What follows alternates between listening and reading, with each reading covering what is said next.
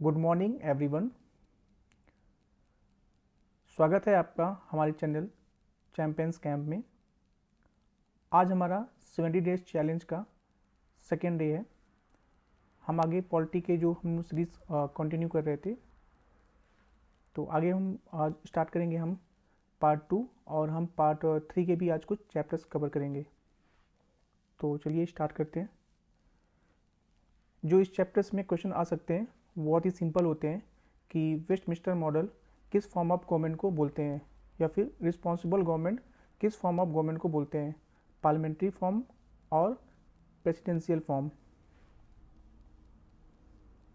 उसके बाद फीचर्स यहाँ पे कुछ खास इंपॉर्टेंट है नहीं, ये क्वेश्चंस मोस्टली मेंस में पूछा जाता है, पर आप दोनों में जो डिफरेंस है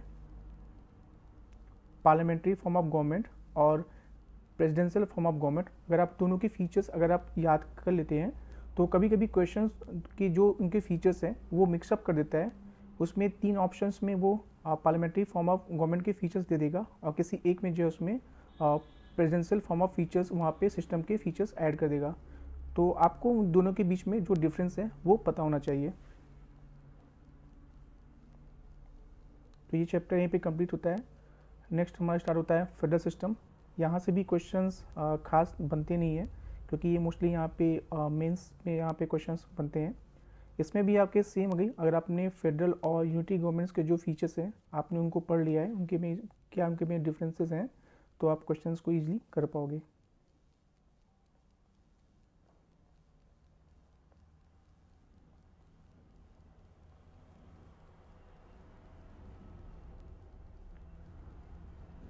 next chapter central state relation. इस चैप्टर में भी आपको सारे आर्टिकल्स याद होनी चाहिए। लास्ट ईयर भी यहाँ पे क्वेश्चन आया था कि कंटीजेंसी फंड ऑफ इंडिया किस आर्टिकल से रिलेटेड है, तो आर्टिकल यहाँ पे काफ़ी इंपॉर्टेंट है।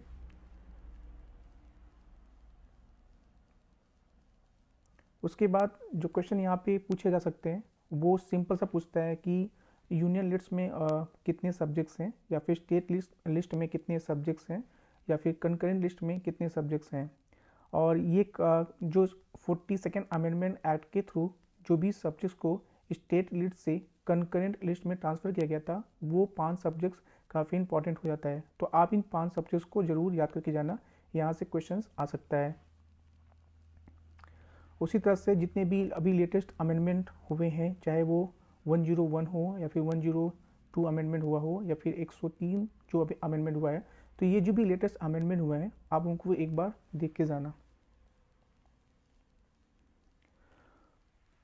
फिर इसमें भी कभी कभी पूछ लेता है कि सब सिंपल सा क्वेश्चन पूछ लेता है कि जब एक राज्यसभा रेजोल्यूशन पास करती है तो वो किस मेजॉरिटी से उसको पास करती है। तो यहाँ पे बस सिंपल सा ऑप्शन उसमें होगा ऑप्शन में कि सिंपल मेजॉरिटी, स्पेशल मेजॉरिटी या फिर किसी और टाइप की मेजॉरिटी। तो ये आपको बस यहाँ पता होना चाहिए कि किस मेजॉरिटी से वो पास करती है। कुछ ऐसी ही फैक्चुअल इंफॉर्मेशन जैसे कि जब जो है पार्लियामेंट पास करती है वहाँ पे नेशनल इमरजेंसी डिक्लेयर करती है, तो उसके बाद वो कब तक ऑपरेटिव रहता है, तो आपको यहाँ पे 6 मंथ का ड्यूरेशन याद होना चाहिए।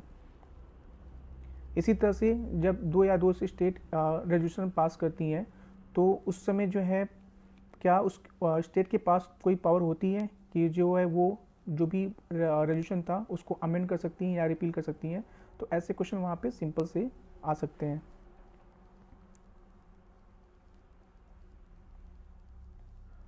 बाकी आपके आर्टिकल्स आप एक बार देख लेना ज़रूर।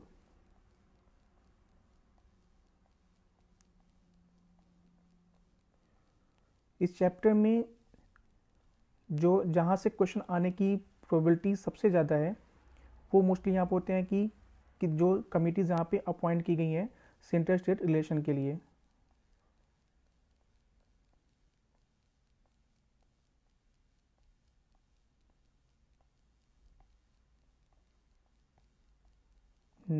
तो इसमें जैसे कि पहला जो कमीशन बना था एआरसी, जो फर्स्ट एआरसी आया था, तो उसका चेयरमैन कौन थे, और जैसे कि मोरारजी देसाई। उसके बाद और भी कौन था, के हेमंता राव। मैं आपसे एक चीज़ और मैं आपसे सजेस्ट करूँगा कि आप एक बार जाकर गूगल पे फर्स्ट एआरसी के आप मेंबर्स भी देख लेना, क्योंकि मेंबर्स भी शायद एक या किसी एग्ज़ाम में पूछ चुका है कि फर्स्ट एआरसी या फिर सेकेंड एआरसी के मेंबर्स कौन थे। तो आप उनके दोनों के मेंबर्स को जो नेम है तो एक बार आप उनको देख लेना। अब चेयरमैन तो आपको ज़रूर याद होना चाहिए, और प्लस कि किस ईयर में जो है इस फर्स्ट एआरसी को अपॉइंट किया गया था, वो तो डेट पर्टिकुलर ईयर भी आपको पता होना चाहिए। और जिसके जो बेसिक जो इसके जो रिकमेंडेशंस थे, जैसे कि फर्स्ट एआरसी का रिकमेंडेशन था कि इंटर स्टेट काउंसिल को वहाँ पे इस्टेब्लिश किया जाए, ये याद होना चाहिए। उसके बाद जितनी भी इंपॉर्टेंट कमीशंस हैं और उसके बाद जो है गवर्नमेंट ने अपॉइंट किया था, जैसे कि उसके बाद फर्स्ट एआरसी के बाद राज मन्नार कमेटी, आपको यहाँ पे भी ईयर बहुत इंपॉर्टेंट है, क्योंकि वो सिंपल सा चार कमेटी दे देंगी, उनको अरेंज करने को बोल सकता है। आनंदपुर साहब रेजोल्यूशंस या फिर वेस्ट बंगाल मेमोरेंडम। उसके बाद सरकारिया कमीशन, अगेन यहाँ पे ईयर बहुत इंपॉर्टेंट है। उसके बाद पंची कमीशन, और उसके बाद फिर सेकेंड एआरसी। तो सेकेंड एआरसी के आपको मेंबर्स भी याद होने चाहिए, एक बार आप उनको देख लेना, और उसका चेयरमैन कौन था, बस आपको इतना बस पता होना चाहिए। तो इस चैप्टर्स में यही बस चीज़ें इंपॉर्टेंट थी। यहाँ से क्वेश्चंस ज़्यादा नहीं बनते हैं, जो एरियाज़ को मैंने बताया है वहीं से क्वेश्चंस पूछे जाते हैं। Next chapter inter state relation, यहाँ भी आर्टिकल इंपॉर्टेंट है, या फिर जो भी यहाँ पे रिवर बोर्ड एक्ट है या फिर inter state water dispute act है, तो किस ईयर में आए थे आपको ये पता होना चाहिए। उसके बाद जो यहाँ से क्वेश्चंस बन सकता है कि वो है कि अब तक कितने जो है यहाँ पे inter state water dispute tribunals अब तक सेटअप किए गए हैं। तो जो भी यहाँ पे 9 वाटर डिस्प्यूट यहाँ पे जो ट्राइब्यूनल्स अब तक यहाँ पे सेटअप किए गए हैं, आपको वो 9 के 9 पता होना चाहिए, और किस दो स्टेट के बीच में को लेकर जो पर्टिकुलर रिवर के पे डिस्प्यूट है वो किन दो स्टेट के बीच में है। उसके बाद आर्टिकल्स तो आपको पढ़ना ही पढ़ना है।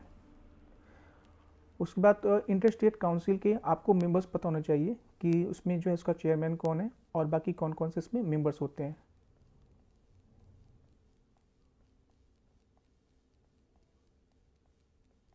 उसके बाद उसी तरह से जनरल काउंसिल, उनके मेंबर्स कौन है और उसको चेयर करता है, बस। उसके बाद जितने भी यहाँ पे 5 जनरल काउंसिल हैं, आपको सारे जनरल काउंसिल के आपको किस उसमें कौन सा स्टेट आता है, कौन सा यूटी आता है आपको पता होना चाहिए। साथ में आपको जो है नॉर्थ ईस्टर्न काउंसिल के भी आपको मेंबर्स पता होना चाहिए। तो ये काफ़ी इंपॉर्टेंट है, जो भी जनरल काउंसिल्स हैं आप उसको एक बार ज़रूर देख लेना। फिर आता है हमारा इमरजेंसी प्रोविज़न, यहाँ पे आप आर्टिकल के साथ साथ किस पार्ट में आता है आप उसको भी आप ध्यान रखना।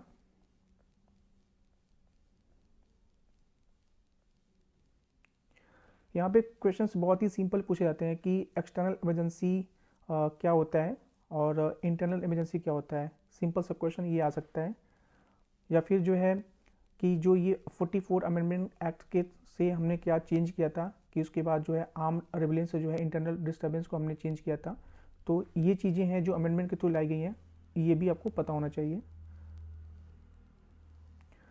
प्लस अप्रूवल के लिए कितना जो है उसका टाइम होना चाहिए, तो 1 मंथ। ये बस आपको बस सिंपल सा क्वेश्चन आ जाएगा कि 1 मंथ, 2 मंथ्स, 3 मंथ्स या फिर 6 मंथ, तो आपको वहाँ पता होना चाहिए। वैसे भी आपने कोई भी आप ट्रिक बना लो कि नेशनल इमरजेंसी के लिए 1 मंथ, बाकी दोनों प्रेसिडेंट रूल के और फाइनेंशियल इमरजेंसी के लिए 2 मंथ्स, तो इतना कन्फ्यूजन होगा नहीं।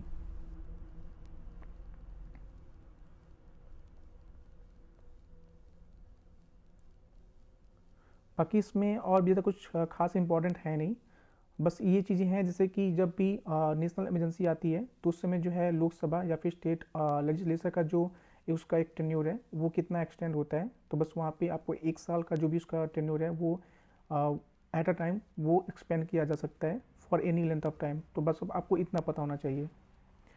फिर एक बेसिक डिफरेंस कि आर्टिकल 358 और 359 में बस आपको इतना पता चाहिए कि आर्टिकल 358 जो है वो सिर्फ जो है आर्टिकल 19 से रिलेट करता है, जबकि आर्टिकल 359 सारी फंडामेंटल राइट्स एक्सेप्ट आर्टिकल 20 और 21 से रिलेटेड है, बस इतना ही सा डिफरेंस आएगा। उसके बाद जो क्वेश्चंस यहाँ पे ज़्यादा आने की पॉसिबिलिटी है वो होता है कि अब तक इंडिया में जो है कितनी बार नेशनल इमरजेंसी को डिक्लेयर किया गया है। तो आप ये डेट आप ज़रूर याद रखना कितनी बार तक हुआ है।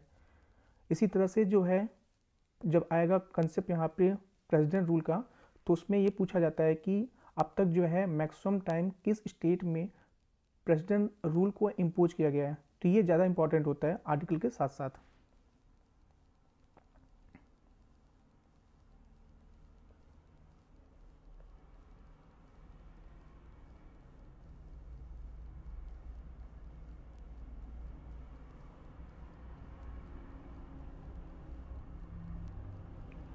आप ये लिस्ट देख लेना कि किस स्टेट में जो है अब तक कितने बार जो है यहाँ पे प्रेसिडेंट रूल को इम्पोज किया गया है। जैसे कि बिहार में 8 बार हो गया, मणिपुर में 10 बार है, पंजाब में 8 बार है। तो ऐसे क्वेश्चन वहाँ पे कई बार क्वेश्चन आ चुका है ये।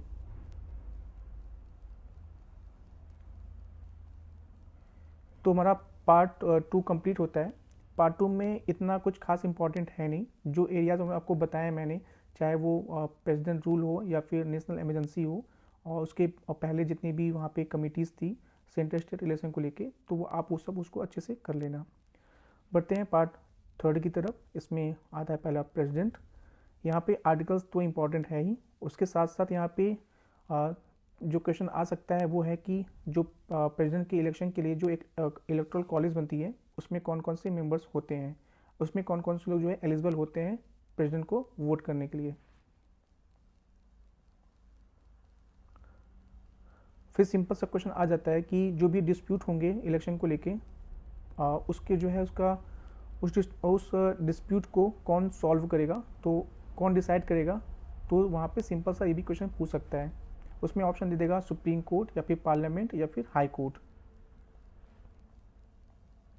फिर क्वालिफिकेशन में आपको 4 ऑप्शन दे सकता है। उसमें जो मोस्ट जो यहाँ पे जो प्रोबेबल वहाँ पे चांस होता है पूछने का, कि वो पूछता है कि कितनी एज होनी चाहिए। तो ऑप्शन में 25, 30 या फिर 35 दे सकता है। फिर जो इम्पोर्टेंट जो क्वेश्चन यहाँ पे जो जिसकी आने की पॉसिबिलिटी काफ़ी ज़्यादा है, वो आपको जितने भी अब तक के प्रेसिडेंट हैं, तो उस आपको सारी यहाँ पे क्रोनोलॉजिकल वे में पता होनी चाहिए। तो जितने भी हैं, जैसे कि 16 नंबर पे आप ऐड कर लेना, तो भी लेटेस्ट कौन है। वो सिंपल सा नंबर पूछ सकता है कि जो भी करंट प्रेसिडेंट है वो किस नंबर पे हैं, किस नंबर के प्रेसिडेंट हैं।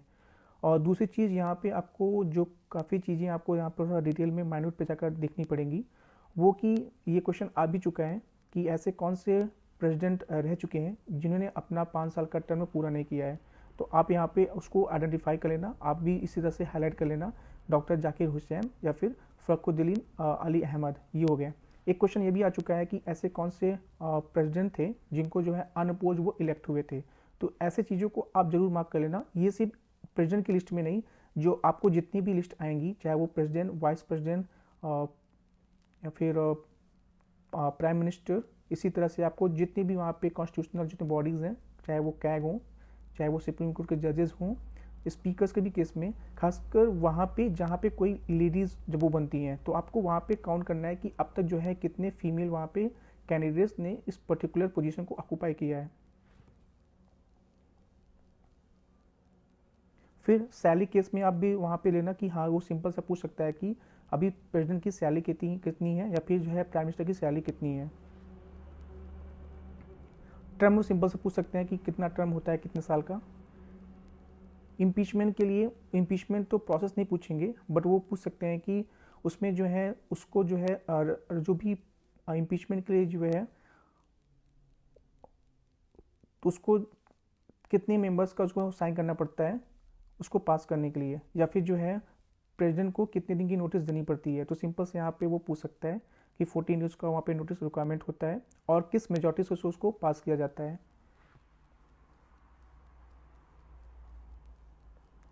उसके बाद ये सब टॉपिक्स मेंस के हैं।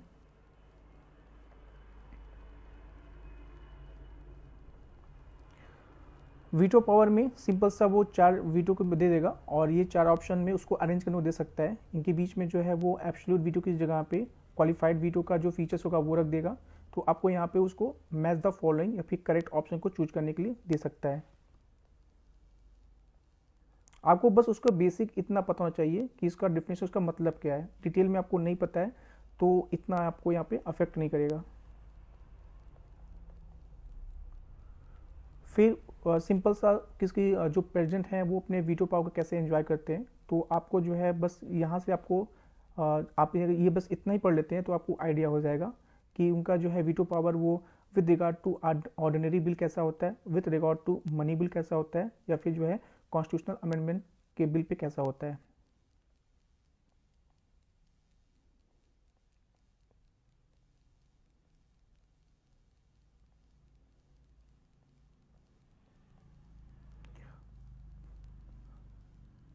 पार्डनिंग पावर में भी वहाँ पे आर्टिकल इंपॉर्टेंट है, बाकी आप बेसिक वो अगर जस्ट वैसे क्वेश्चन यहाँ से आते नहीं है, ये मेंस का टॉपिक है।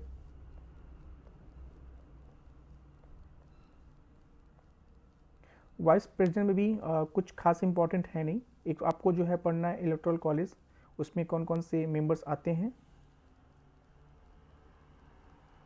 दूसरा यहाँ पे एज इंपॉर्टेंट है कि कितनी एज होनी चाहिए जो उनकी क्वालिफिकेशन के लिए। अगेन यहाँ पे जो लिस्ट दिया हुआ है ये आपको सारा लिस्ट पता होना चाहिए, खासकर वो जहाँ पे कोई भी अनअपोज्ड रहा है, या फिर जिन्होंने अपना 5 ईयर का टर्म पूरा नहीं किया है, या फिर जहाँ पे कोई भी फीमेल हो। तो आप तीन चीज़ यहाँ पे, चार चीज़ों को आइडेंटिफाई कर लेना। पहला, जिन्होंने अपना 5 साल का टर्म पूरा नहीं किया है। दूसरा, जो अनअपोज रहे हैं। और तीसरा, वहाँ पे कोई फीमेल।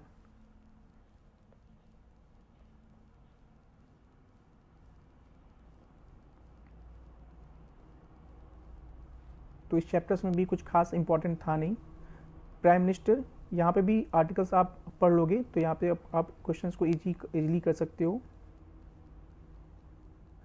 यहाँ पे कुछ फैक्चुअल क्वेश्चंस पूछ लेता है कभी कभी कि सिंपल सा, जैसे कि क्वेश्चन पूछ सकता है कि अब तक जो है कितने इंडिया में जो प्राइम मिनिस्टर हैं उसमें से कितने जो है पहले चीफ मिनिस्टर थे। तो ऐसे क्वेश्चन दे सकता है कि जो अभी प्राइम मिनिस्टर हैं उनमें कौन कौन से जो है चीफ मिनिस्टर भी रह चुके हैं। तो ऐसे क्वेश्चन आ सकता है यहाँ पे।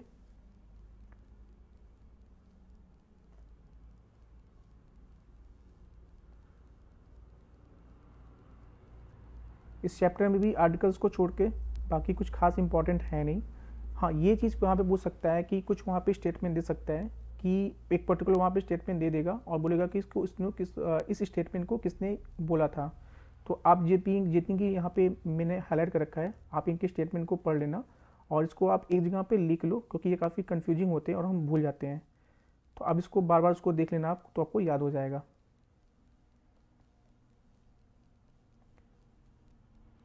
तो ये जो मैं बताया कि जो चीफ मिनिस्टर हैं जो बाद में जाकर प्राइम मिनिस्टर बने हैं, आप ये लिस्ट देख लेना, यहाँ से क्वेश्चन आने की पॉसिबिलिटी बहुत ज़्यादा है।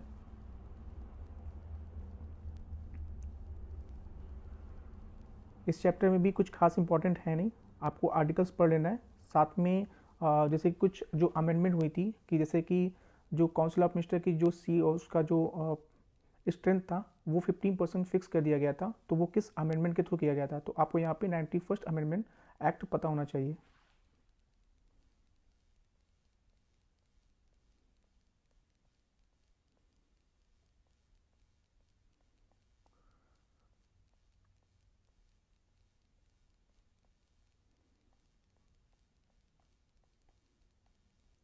इस चैप्टर में भी कुछ खास इंपॉर्टेंट है नहीं। बढ़ते हैं हम नेक्स्ट चैप्टर की तरफ।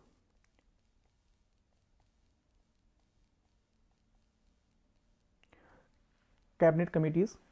कैबिनेट कमिटीज़ में आपको जो है लेटेस्ट जो भी कमिटीज़ 2019 में जो 8 कमिटीज़ हैं वो आपको पता होना चाहिए, और इन कमिटीज़ को जो है कौन चेयर करता है वो पता होना चाहिए, बस इतना ही। जैसे कि ये 4 कमेटी हैं, तो इन 4 कमेटी में जो है 3 कमेटी को जो है प्राइम मिनिस्टर चेयर करते हैं, और जो चौथी कमेटी यहाँ पे पार्लियामेंट्री अफेयर्स कमेटी है उसको जो है होम मिनिस्टर्स को प्रिसाइड करते हैं।